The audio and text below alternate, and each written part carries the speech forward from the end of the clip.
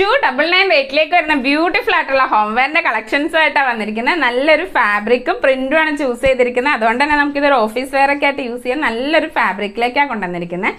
Puff sleeves വരുന്നുണ്ട്, size adjust ചെയ്യാനുള്ള back ഡോറി വരുന്നുണ്ട്, താഴെ പോർഷൻ നല്ല ഫ്രില്ല് വരുന്ന രീതിയിലാണ് കൊണ്ടുവന്നിരിക്കുന്നത്.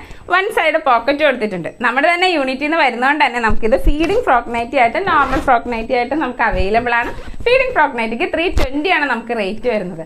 നോർമൽ സ്ലീവ്സിലേക്കോ നെക്ക് പാറ്റേൺ ചേഞ്ച് ചെയ്യുന്നതിനോ നമുക്ക് എനി ടൈപ്പ് ഓഫ് കസ്റ്റമൈസേഷനും എക്സ്ട്രാ പേയ്മെൻറ്റ്സ് ഒന്നും ഇല്ലാതെ തന്നെ നമ്മൾ അവൈലബിൾ ആക്കിയിട്ടുണ്ട്.